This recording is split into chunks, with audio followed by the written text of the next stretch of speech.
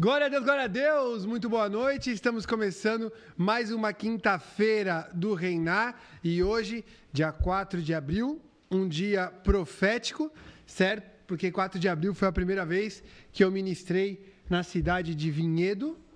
Isso era um domingo, hoje é uma quinta, mas glória a Deus da palavra do Senhor por cada um dos seus ciclos, cada uma das marcas daquilo que o Senhor nos permite viver. E assim como fala em Eclesiastes, né?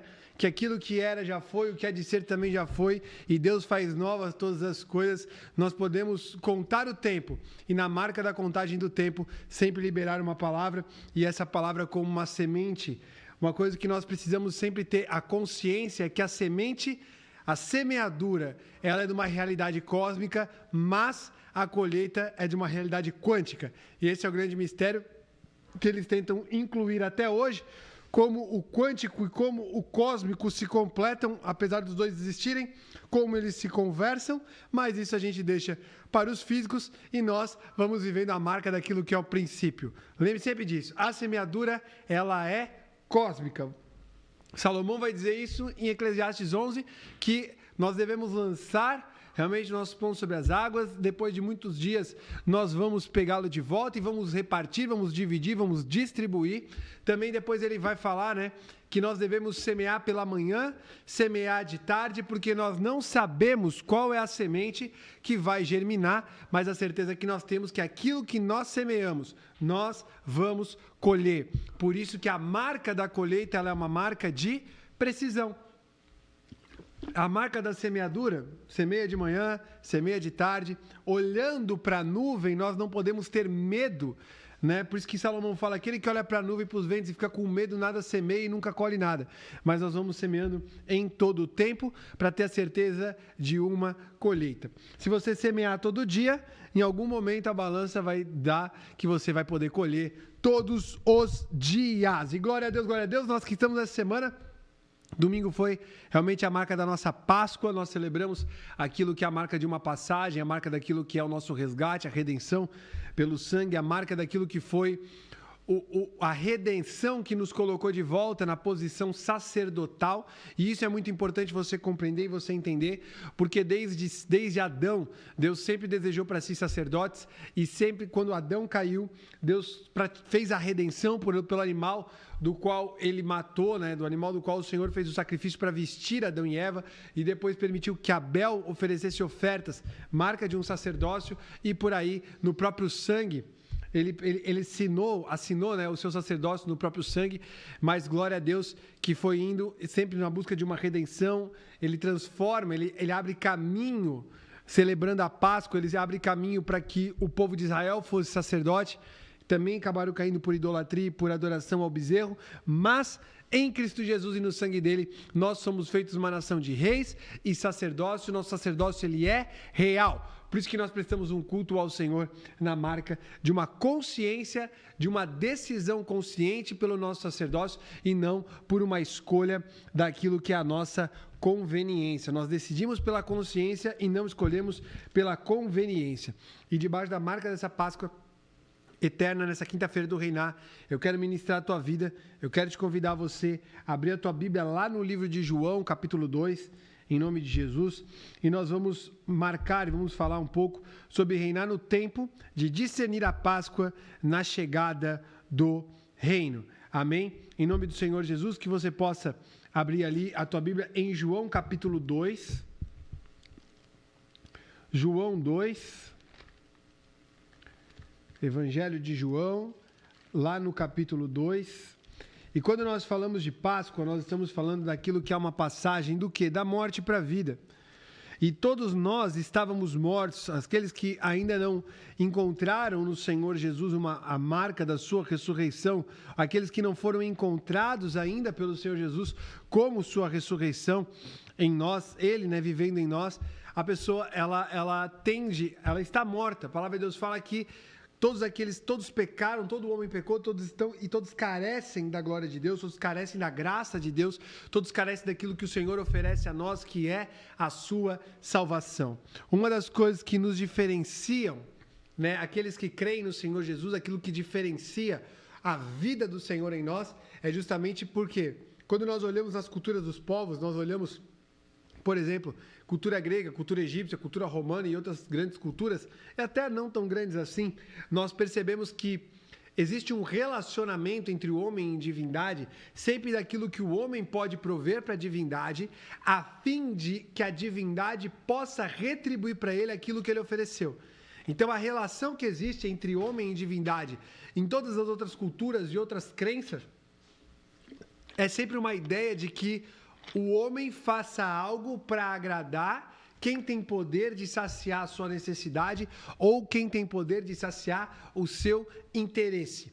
Por isso que essa relação de dependência que existe, ela é muito grande e sempre essa ideia é uma dependência pelo medo de agradar, a fim de que o desagrado faça com que você não tenha aquilo que você tem interesse ou necessidade. Mas quando nós enxergamos a palavra, a própria Páscoa é um sinal disso, é a marca de um homem que desviou da sua trajetória, o homem que saiu da sua posição, o homem que andava, desviado do propósito pelo qual ele foi criado, e por isso que a palavra de Deus fala que a iniquidade de todos nós recaiu sobre ele. Qual é a iniquidade de todos nós? O desvio do propósito pelo qual nós fomos criados. Então, existe o desvio, e a iniquidade desse desvio caiu sobre o Senhor Jesus. Isaías capítulo 53 fala disso, do sacrifício do servo, o sacrifício dele na cruz. Isaías tem 5 cânticos do servo, mas Isaías 53 fala que recaiu sobre ele. E por causa do seu sangue ele fez expiação desse pecado e nos colocou, e ele tem poder para devolver isso para mim e para você, a nossa trajetória. Por isso que você pode clamar a ele e falar: Senhor, devolve a minha trajetória. Senhor, me coloca de novo na trajetória. Senhor, onde eu falhei. Senhor, Senhor, eu desviei, naquilo que eu pensei que era e não era. Senhor, devolve a minha trajetória. Me restaura na história, não da que eu quero viver, mas daquilo que o Senhor escreveu para a minha vida. E aí nós percebemos que nessa relação, o homem se desviou, o homem pecou, mas quem ofereceu o sacrifício foi a divindade do homem, foi o próprio Deus do homem. Então, diferente de qualquer outra crença, o nosso Deus não só ofereceu, como ele mesmo se ofereceu. Não foi oferecer algo, mas oferecer a si mesmo, na figura do Filho encarnado, que também é Deus, justamente para resgatar o homem. Por isso que a palavra fala, Paulo vai dizer que grande é o mistério da piedade. Por quê? Porque Deus esvaziou-se em forma de Cristo Jesus a sua glória, foi reconhecido, então se esvaziou da sua natureza. Uma das grandes celebrações da Páscoa é o Deus que antes em natureza, Cristo Jesus, e agora realmente por mérito, ele tem o mérito de ser Deus e ter a glória de Deus sobre ele, justamente porque ele venceu todas as coisas. Mas a palavra de Deus fala que ele se esvaziou até ser reconhecido em figura humana, ele experimenta a morte, certo? E quando nós falamos de morte, é importante você entender que morte não é só você passar dessa para o outro lado, mas é você entender que morte é você perder a comunicação com o ambiente. Então, ele perde ali a comunicação por uns dias. A palavra de Deus fala que ele vai até o local das almas, prega, ele vai até o mais profundo do homem, experimenta a angústia do homem, aprende obediência por intermédio disso, e logo depois ele ressuscita em poder. Essa é a nossa celebração, depois de passar quase 40 dias aqui, um pouquinho mais, ali esperando. Ele sobe, ele é assunto aos céus. Em Betânia os discípulos veem os seus pés. Nós somos essa continuidade, a igreja aos pés de Cristo na terra, é as mãos de Cristo na terra. E nós percebemos que ele vai, Paulo vai descrever que o mistério da piedade é que ele foi reconhecido por anjos e recebido na glória, e aonde ele está ali reinando pelos séculos dos séculos, esperando o dia da sua volta, o dia da sua vinda, a fim de ela se manifestar e resolver e começar a era do reino. E falando sobre isso, então, nós entendermos o tempo de discernir a Páscoa na chegada do reino. Eu quero te convidar, então, você abriu sua Bíblia lá em João, no capítulo 2, amém? E nós possamos ler lá no versículo 13. A Páscoa dos judeus estava se aproximando, e Jesus subiu para Jerusalém. Encontrou no templo os que vendiam bois, ovelhas e pombas, e cambistas, assentados negociando. Tendo feito um chicote de cordas, expulsou todos do templo, bem como as ovelhas e os bois. Espalhou pelo chão o dinheiro dos cambistas e virou as mesas. E disse aos que vendiam as pombas: tirai essas coisas daqui, não façais da casa de meu pai casa de comércio. Aí ele vai dizendo, versículo 17, então seus discípulos lembraram-se do que foi escrito, o zelo pela tua casa me consumirá. A primeira coisa que eu quero que você entenda é, primeiro, o ambiente. Era a celebração da Páscoa, mas ainda não era a Páscoa da qual Jesus se revelaria plenamente e se entregaria como o Cordeiro Pascal. Mas percebe que quando nós lemos as passagens da Páscoa, você percebe que existe uma progressão na revelação. Tanto que quando Jesus chega no tempo certo, a Páscoa de 3 anos e meio, ele está exatamente aonde ele tinha que estar nos 3 anos e meio. Mas ele passou por Jerusalém alguns momentos. Uma marca dessa, então, é justamente aqui em João capítulo 2, logo depois de como dar início aos seus sinais. A palavra de Deus fala que vem a Páscoa e nesse início dos sinais ali em Caná da Galileia, você percebe que ele transforma a água em vinho. Então existe a figura da lei naquilo que eram as talhas e agora a figura do sangue. Por quê? Porque a lei, ela não te redimia, a lei te purificava. Mas a figura do sangue daquilo que nos redime, nos resgata, ele era o noivo da festa. Agora ele se dirige a Jerusalém e ele vai até onde? Até o templo. Quando ele chega no templo, em período de Páscoa, a palavra de Deus fala, quando você estuda um pouquinho da história, você vai saber que no tempo de Páscoa era por lei que as famílias judaicas oferecessem no templo os seus sacrifícios. Oferecessem ali diante do Senhor o sacrifício daquilo que eram os cordeiros, aquilo que eram os seus bois, certo? Referente àquilo que a lei ordenava. Mas naquele dia, você percebe que já havia se corrompido. Aquilo que Deus havia entregado a Moisés por uma essência já havia se corrompido, já havia se institucionalizado. O homem havia criado um método da corrupção do ritual. Ou seja, o homem conseguiu criar na prática do ritual uma maneira que ele acontecesse, mas de maneira corrompida e desse a impressão de quem o praticava, de que estava sendo praticado numa realidade quando já não estava mais. E o grande detalhe é que Jesus fala que a casa de meu pai não é casa de comércio. Aqui é a primeira coisa que eu quero falar para você, porque a marca do comércio, certo? A marca do ser comerciante, eu não estou falando do empreendedor, do empresário, amém? Existe o empreendedor, o empresário, existe o comerciante, estou falando do comércio. No conceito de comércio, quando você vai estudar um pouco, aí você vai perceber que nessa época, quando fala lá em Ezequiel capítulo 28, vai falar da queda de Lúcifer, a queda do inimigo. E ele fala assim, que Lúcifer caiu pela multidões dos seus comércios.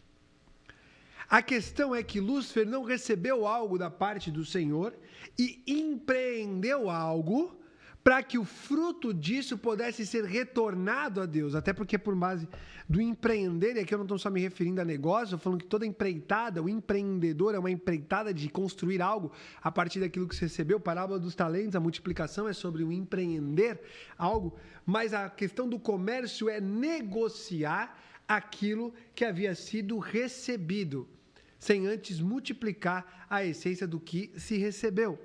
Então, quando a Bíblia fala que não transformar a casa de Deus na marca de um comércio, é não trazer para dentro do templo, que aquela marca ainda era o que eles conheciam como casa do Senhor, a marca de uma corrupção. Por quê? Porque foi justamente na Páscoa lá de Êxodo 12, um pouco antes, quando Deus chama ali Moisés e todas as coisas, é porque já havia existido uma balança corrompida de Faraó e do Egito para com Israel, ao ponto de que esse desequilíbrio que é representado numa escravidão, que é representado numa opressão, que é representado numa subjugação, certo? É onde Deus fala que ouviu o clamor do povo e decidiu realmente vir e executar o juízo sobre toda a terra do Egito. Por quê? Porque o Egito havia entrado numa comercialização. Escravidão é uma comercialização de pessoas. Por isso que quando eu falo, é importante que você não se entenda só dinheiro ou negócio, mas entenda a marca de você negociar o que é uma essência que deve ser multiplicada. Você subjuga por dinheiro aquilo que é uma essência que deve ser multiplicada. Você come das suas sementes, que deveria ser para que você as semeasse, as empreendesse na terra, a fim de que elas rompessem e trouxessem o fruto, que é aquilo que o Senhor está buscando. Então a palavra de Deus fala que ele chega ali, ele era a verdadeira Páscoa, Cristo é a verdadeira Páscoa, num período de Páscoa, mas por conta da cegueira dos mecanismos desse mundo, aquelas pessoas não conseguiram compreender quem era aquele que vos falava. Por isso que depois, mesmo que Jesus ele faz essas coisas, a Bíblia vai dizer, ali no versículo 18, fala que os judeus o contestaram dizendo: que sinal de autoridade nos mostra para agires dessa maneira? Jesus lhes respondeu: destruí este templo, e em 3 dias eu o reconstruirei. Replicaram os judeus: em 46 anos foi construído esse templo, e tu afirmas que em 3 dias nos levantará? Ele, porém, se referia ao templo do seu corpo. Por quê? Porque a limpeza que estava ocorrendo externamente era um sinal da limpeza que aconteceria de dentro para fora após a ressurreição do Senhor. Por isso que vai dizer que ele é o templo vivo. Depois ele fala lá no livro de Atos que ele restauraria o tabernáculo caído de Davi, realmente para viver a marca desse preenchimento. Quando nós lemos a palavra em hebraico, a palavra zelo, aqui está em grego, mas o original, o zelo, que eles lembram do versículo: zelo pela tua casa me consome, lá dos Salmos, nós compreendemos que a palavra zelo é a palavra ciúme. Mas não é esse ciúme de homem e mulher, de possessividade e posse, né? Mas a ideia de um ciúme que consumia pela ideia de uma preservação, pela uma ideia daquilo que é a marca de uma guarda, aquela preservação que guarda, que explana, que estende, que faz com que exista uma continuidade daquilo que é uma essência, daquilo que de fato é uma realidade. E ele fala: por essa razão, quando Jesus ressuscitou dentre os mortos, recomendaram os seus discípulos de que ele dissera isso, e creram nas Escrituras e na palavra pregada por Jesus. Uma das maiores marcas de que o reino chegou foi a pregação do Senhor proclamada. E aqui, em primeiro lugar, eu quero que você discirna. Existem 2 momentos que você pode discernir. Se você discernir no primeiro, você usufrui muito mais, que é quando você discerne por aquilo que foi proclamado. Quando nós olhamos as Escrituras, é preciso que para a proclamação exista apenas um. Um proclame a verdade, no ambiente e na realidade. Jesus foi lá e proclamou uma realidade. Jesus foi lá e declarou uma verdade no templo. Qual que era a verdade do templo? Que a casa do meu pai não seria um comércio. E esse era o zelo. O que é legal você perceber? Que a maior marca de quem comercializa aquilo que é uma essência espiritual é sempre viver uma miséria. A pessoa corre, mas ela sempre está num estado de miséria. E ainda que ela tenha muito dinheiro, ela não consegue usufruir. Por isso que Eclesiastes fala que o dom de prosperidade não é você ter, mas o dom de prosperidade é você ter a capacidade, o dom de Deus para usufruir, saber usufruir e conseguir ter desfrute naquilo. Porque tem gente que tem e não consegue, porque quando vai desfrutar sente peso de estar gastando, enfim, todas as coisas que existem por aí. Mas quando você entende que Jesus no templo, na Páscoa, foi uma semeadura, aí você pergunta: tá, Jari, onde é que foi a colheita?